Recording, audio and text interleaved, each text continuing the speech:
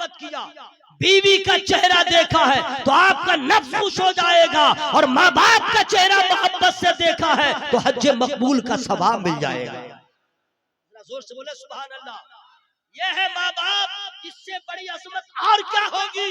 ना आप काबा की जियारत की, ना आपने तवाफे काबा किया है, ना आपने तवाफे जियारत की, आपने तवाफे काबा किया है, ना आपने सफा मरवा की सई किया है, ना आपने बाल को मुड़ाया है, आपने न कोई उम्रा किया, ना अरफात में कयाम किया है, ना मुजदलिफा में कयाम किया है, ना आपने मिना में कयाम किया है, ना आपने हज के अरकान को पूरा किया, ना आप मक्का शरीफ गए। लेकिन एक बूढ़े माँ बाप या जैसे भी माँ बाप है, उनका चेहरा मोहब्बत से जितनी बार देखा है उतनी बार हज का सवाब हासिल किया। समझिए माँ बाप को क्या चीज है। आप कहते हैं कि माँ बूढ़ी हो गई, आप कहते हैं कि माँ आप लोग का जमाना लग गया, आप कहते हैं माँ आप बूढ़ी हो गई। मैं ऐसा हूं नहीं यार, याद रखिएगा सबकी मोहब्बत एक तरफ, माँ बाप का प्यार एक तरफ। माँ बाप वो है माँ बाप, चाहे चेहरा जैसा भी हो, माँ बाप का चेहरा का रंग जैसा भी हो, लेकिन माँ बाप की अज़मत अल्लाह ने बढ़ा दिया है। अब इससे बड़ा फायदा और क्या होगा। हजरात एक चीज और मैं बताऊं, अल्लाह ताला हम सबों को माँ बाप से मोहब्बत करने की तौफीक अता फरमाए। अभी मैं आपको बताऊं कौन है जो ऐसा आदमी परेशान नहीं है। कौन है? कोई बोलता है, कोई नहीं बोलता। हर आदमी परेशान है। लड़का सब जो है 15-16 साल का, मोबाइल के लिए परेशान है। मोबाइल में बैटरी डाउन है तो उसके लिए परेशान है। ट्रेन में सफर करता हूँ, चढ़ेगा उसको बीमारी हो जाएगी, चार्ज करो चार्ज करो, टॉयलेट में चार्ज कर रहा है, जहां तहां चार्ज कर रहा है, यानी मोबाइल के बिना ये रह ही नहीं पाएगा। पैसा नहीं है, जैसे तैसे क्या बीमारी हो गई। या अल्लाह, कौम मुस्लिम के बच्चों को मोबाइल के अजाब से बचा, कौम मुस्लिम के बच्चों को मोबाइल की नहुसत से बचा। ये पागल हो गया, सब परेशान, सब परेशान। और जब परेशान होते हैं तो लोग क्या करते हैं, आलिम से कहते हैं दुआ कीजिए, आलिम से कहते हैं दुआ कर दीजिए, पीर साहब आते हैं उनसे कहते हैं दुआ कर दीजिए। कहना भी चाहिए, कहना भी चाहिए, मुसाफिर है उनकी दुआ कबूल हो, ये मोहब्बत की बात है। लेकिन जानते हैं गारंटी नहीं है कि मौलाना साहब आपके हक में दुआ किए तो दुआ कबूल, गारंटी नहीं है कि पीर साहब ने आपके हक में दुआ किए तो दुआ कबूल, ये गारंटी नहीं। कोई भी पीर साहब, जितने बड़े पीर साहब आपके हक में दुआ करें, इसकी गारंटी नहीं कि दुआ कबूल। चाहे मौलाना साहब दुआ करें, गारंटी नहीं कि दुआ कबूल, लेकिन दुआ करवाते रहिएगा। आपको क्या मालूम किसकी दुआ कबूल हो या ना हो, आपको तो करवाते रहना। लेकिन हकीकत ये है कि गारंटी नहीं है कि पीर साहब की या आलिम की दुआ आपके हक में कबूल। लेकिन माँ बाप की अजमत वो है, माँ बाप का रुतबा वो है। नबी फरमाते हैं औलाद के हक में माँ बाप जब दुआ करेंगे उस दुआ की गारंटी है कि वो दुआ कबूल हो जाएगी। माँ बाप की दुआ की गारंटी है कि वो दुआ कबूल हो। हजरात कितने बच्चे हैं जो माँ से दुआ करवाते हैं, कितनी औलाद है जो माँ बाप से दुआ करवाते ना। माँ बाप को तो समझा ही नहीं, कुछ समझा ही नहीं। आजकल के बच्चे या आजकल के लोग परेशान हो रहे हैं। वजह क्या है? दोस्त की बात मानेगा, पड़ोसी की बात मानेगा, क्लास फेलो की बात मानेगा, बाहर वालों की बात मानेगा, लेकिन माँ बाप की बात नहीं मानेगा। याद रखना कभी कामयाब नहीं होगे। कामयाबी चाहे मौलाना रहे, चाहे पीर साहब रहे, चाहे हाफिज साहब रहे, चाहे काफी साहब रहे, चाहे कारी साहब रहे, कोई साहब रहे, माँ को इज्जत दो, बाप को इज्जत दो, क्योंकि माँ बाप से ज्यादा मेहरबान तुम्हारे लिए कोई, माँ बाप से ज्यादा तुम पे मेहरबान कोई नहीं, माँ बाप से ज्यादा मेहरबान तुम पे कोई नहीं।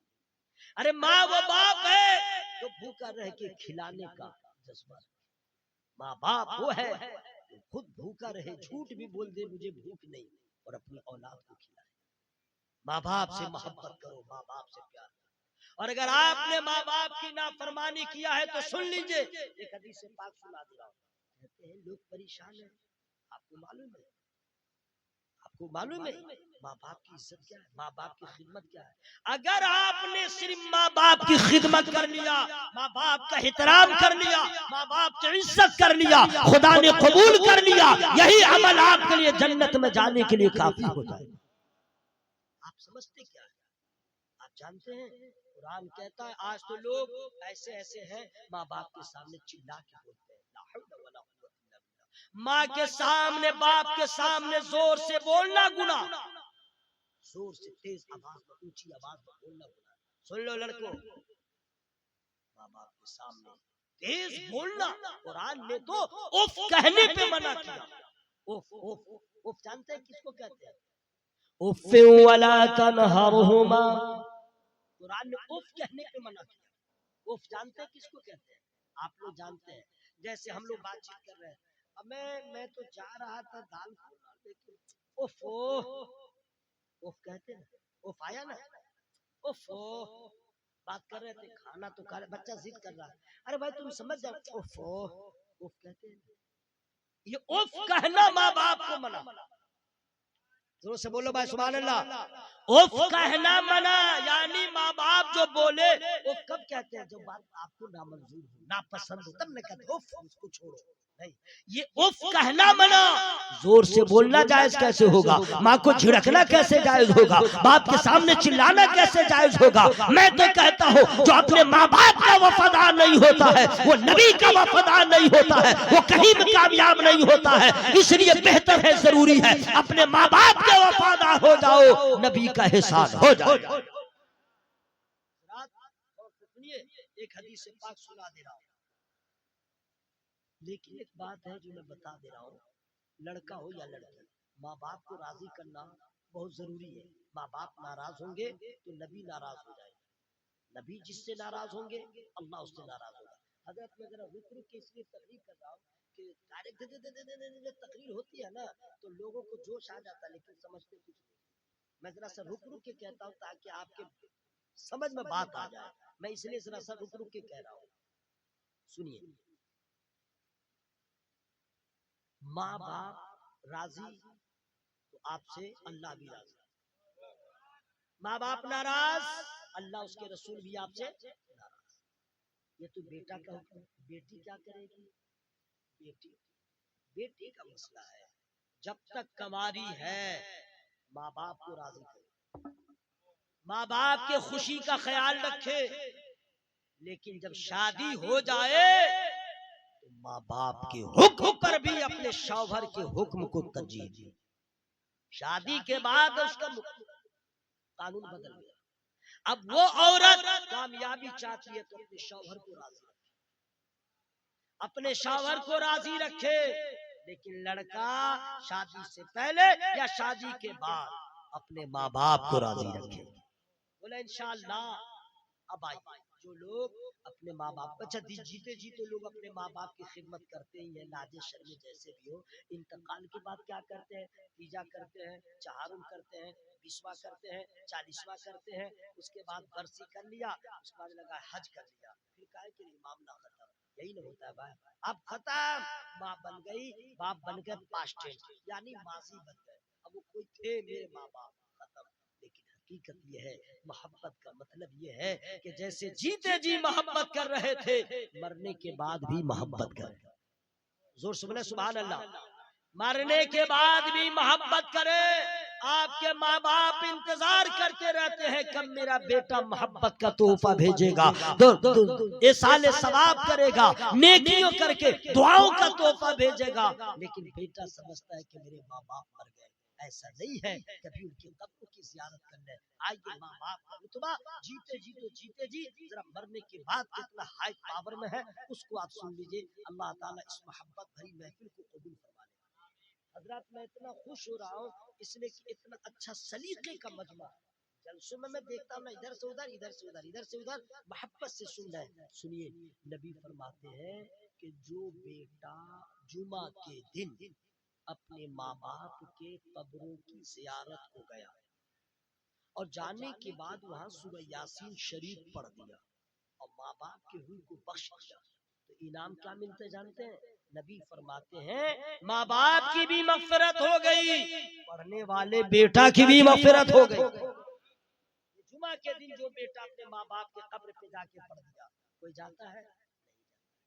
आप कहेगा हजरत हमको सूरह यासीन याद ही नहीं है, कोई बात नहीं है, आप छोटा वाला आता सूरह यासीन का नुस्खा उसको ले लो, माँ बाप के कब्र पे जा करके उसी को पढ़ लो। चलो भाई ये भी तुमको नहीं मालूम है, चलो ऐसा करो, जुमा के दिन हो, चले जाओ जुमा की नमाज से पहले या जुमा की नमाज के बाद कुरान की कोई सूरत तो याद है, आप उसी को पढ़ लीजिए। अरे वो भी याद नहीं है, 100 मरतबा सुभान अल्लाह पढ़ लीजिए, 100 मरतबा दुरूद शरीफ पढ़ लीजिए, 100 मरतबा कलमा शरीफ पढ़ लीजिए। अब बस क्या दी, या अल्लाह जो मैंने पढ़ा इसमें जो गलती हुई उसे माफ फरमा दे, इसे कबूल फरमा ले, और या अल्लाह इसका पूरा पूरा सवाब मेरे माँ बाप के रूह को पहुंचा दे। इतना तो कह दीजिए, फिर देखिए ना आप कितने कामयाब हो जाएंगे। चूंकि ये तोहफा जब माँ बाप के रूह को पहुंचता है तो माँ बाप मचल जाते हैं, रूह मचल जाती है और अर्ज करती है, मौला मैं अपने बेटे से राजी हूँ, तू भी मेरी औलाद से राजी हो जा।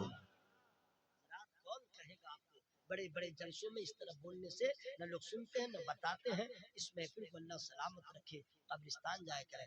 आज भी मेरे माँ बाप को इंतकाल हुए कई बरस हो गए, लेकिन अल्हम्दुलिल्लाह आज भी मैं गांव में जाता हूँ, जुमा के दिन जरूर जाता हूँ, सफर में रहता हूँ तो सफर में ही सूरह यासीन पढ़ लेता हूँ और मैं रूह को बख्श देता हूँ। क्यों? इसलिए माँ बाप की मोहब्बत कल भी जिंदा थी, आज भी जिंदा है। जरा अल्लाह के बोले सुभान अल्लाह। अब हजरात ये तो बात हो गई, अब आगे बढ़ी। माँ बाप, कुरान में एक आयत करीमा है, मन अमिल सालिहन फलिनफ्सिही व मन असाअ फअलैहा व मा रब्बुका बिज़ल्लामिल लिल अबीद। 24वां पारा की आखिरी आयत है। इसका माना है जो नेकी करे अपने भले को, जो बुराई करे अपने बुरे को, तुम्हारा रब बंदों पे जुल्म नहीं फरमाता। इसका मतलब समझ गए, जो जैसा करेगा वैसा पाएगा, ये कुरान ने साफ कर दिया। इसका मतलब जानते हैं, सिर्फ कुरान के इस आयत पे हम लोग अमल कर ले तो कामयाब हो, जैसा करेगा वैसा पाएगा। अब समझ लीजिए, हम किसी की बहन पे गलत नजर न डालें, मेरी बहन महफूज रहेगी। हम किसी की माँ बाप पे, माँ के ऊपर गलत नजर न डालें, मेरी माँ की इज्जत महफूज रहेगी। हम किसी के साथ धोखा न करें, मेरे साथ धोखा नहीं होगा। हम किसी की तरक्की को देख के न जलें, हमसे भी कोई नहीं जलेगा। हम किसी के लिए गड्ढा न खोदें, हमारे लिए भी कोई नहीं खोदेगा। हम किसी की बुराई न करें, मेरी भी कोई बुराई नहीं करेगा। हम किसी के लिए ऊपर जुल्म न करें, मेरे ऊपर भी जुल्म नहीं होगा। हम किसी का भला करेंगे, मेरा भी भला हो जाएगा। हम किसी के साथ वफा करेंगे, मेरे साथ भी वफा हो जाएगा। हम किसी को नुकसान नहीं पहुंचाएंगे, मुझे भी कोई नुकसान नहीं पहुंचाएगा। हम किसी को नुकसान पहुंचाएंगे, मेरा ऑटोमेटिक नुकसान हो जाएगा। कुरान तो यही कह रहा है, जैसा करोगे वैसा पाओगे। इसका मतलब क्या है, यहाँ से जाए आप समझ ले कि आज हम अपने माँ बाप के साथ ये मोहब्बत कर रहे हैं, कल मेरे साथ भी मेरी औलाद वफा करेगी। अब आइए एक हदीस पाक में पढ़ दे रहा हूँ ताकि आपको मुकम्मल बात समझ में आ जाए।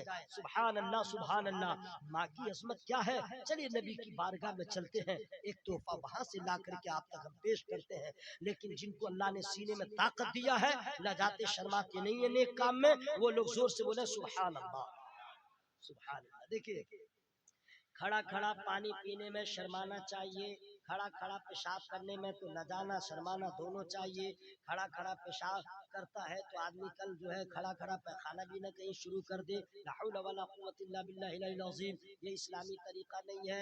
खड़ा खड़ा पेशाब करना मना है, खड़ा खड़ा पानी पीना मना है, खड़ा खड़ा पैखाना करना मना है। सिर्फ वजू का बचा हुआ पानी हो तो खड़ा होकर के पीजिएगा, ज़मज़म का पानी हो तो खड़ा होकर पीजिएगा। बाकी चाय खड़ा होकर पीना मना, कोका कोला हो या कोल्ड ड्रिंक हो खड़ा खड़ा पीना मना है, या खाना खाना मना है। शादी में जाते हैं, बूफर सिस्टम जहाँ रहता है वहाँ खड़ा खड़ा खाते हैं, चल चल के खाते हैं। इस्लामी तरीका नहीं है, इस्लाम के खिलाफ है। आप नबी के गुलाम हैं, वही काम कीजिए जो नबी को पसंद आ जाए। जरा जोर से बोले सुभान अल्लाह। सुनिए, हदीस पाक में सुना दे रहा हूँ, उसका बिल्कुल मतन में सुना रहा हूँ। असहाबे रसूल तशरीफ फरमाते, एक खातून आई, एक खातून, सरकार ने अपने नूरानी चादर को बिछा दिया।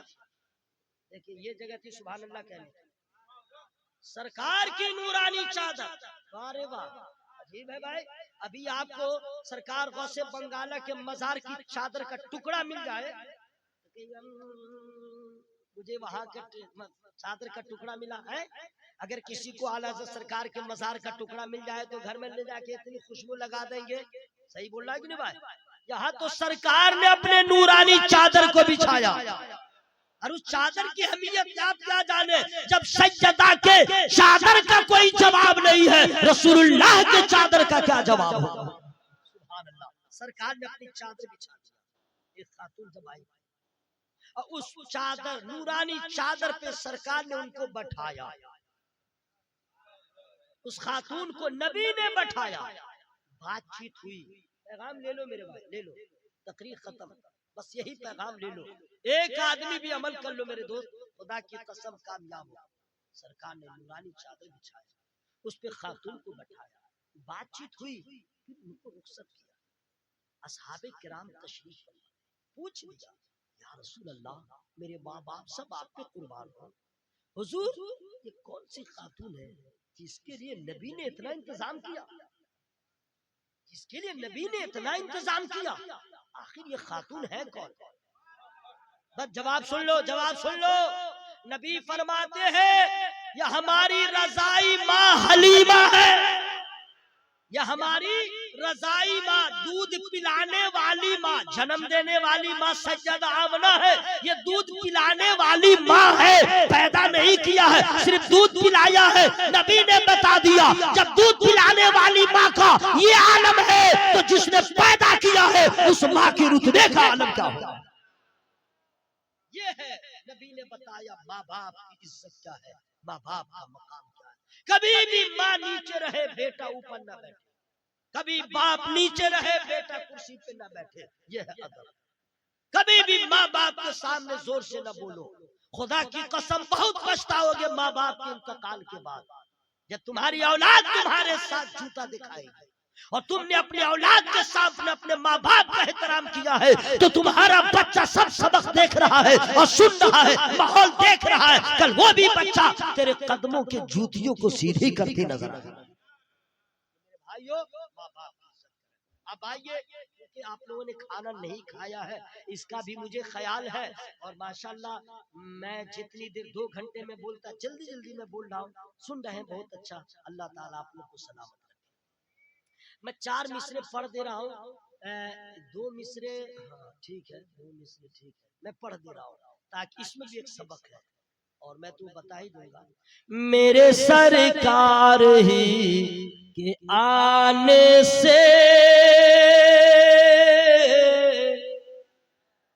अच्छा आप लोग थक गए तो चुपिए, मैं खुद सुभान अल्लाह कह लूंगा, मुझे सवाब मिल जाएगा। हाँ, जो मजदूरी करेगा उसको शाम में पैसा मिल ही जाएगा, और जो घर में पड़ा रहेगा बेरोजगार की तरह उसको खाक मिलेगा। आप चुप रहे, मैं खुद सुभान अल्लाह कह लूंगा, मुझे सवाब मिल जाएगा। मेरे सरकार ही के आने से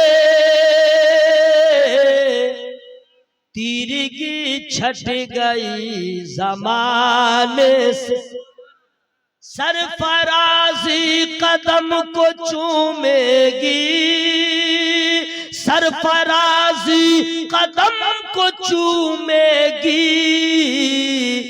माँ के कदमों में सर झुकाने से, माँ के कदमों में सर झुकाने से। जब कभी पीर साहब आए, कोई आलिम आए तो उनसे दुआ करवा ले, लेकिन गारंटी नहीं है, कभी भी मुसीबत में पड़ जाए, मुश्किलात में गिर जाए तो पीर साहब को कह देंगे, बाद में मौलाना साहब को कहिएगा, बाद में माँ बाप दोनों जिंदा है या दोनों में से कोई एक उनके पास चले, हो सके तो माँ का पांव दबा दे। कोई आदमी सुभान अल्लाह बोला, बोलेंगे बीवी का पांव दबाओ, मैं वैसा मुकर्री नहीं हूँ, कोई मुकर्री ऐसा नहीं कहेगा उसका पांव दबाओ, लेकिन अगर बीमार हो, परेशान हो, किसी लायक नहीं हो तो कौन उसकी देखभाल करेगा। लेकिन बहाने बहाना से जरा बचिएगा, पांव दबाना है, सब औरत मेरे खिलाफ होने दीजिए, अपने माँ बाप का पांव दबाइए, बूढ़ी हो चाहे आप बूढ़े हो, चाहे आप मौलाना हो, चाहे आप हाफिज हो, माँ का पांव दबाइए। सरकार गुलजार मिल्लत किबला मसौली शरीफ सादात के घराने सुनकर ताल्लुक है, क्या माँ बाप से मोहब्बत करते हैं, क्या अपनी वालिदा का एहतराम करते हैं। आप और हम भी अपने माँ बाप से मोहब्बत करें। जब आपकी अम्मी ज़ईफा हो और आप जवान हैं या बूढ़े हैं, माँ का पांव दबाइएगा ना, ऐसा लगेगा रहमत के दरिया में जोश आ गया। अब माँ कहेगी छोड़ दो छोड़ दो, आप कहिए माँ इसी के नीचे तो मेरी जन्नत है।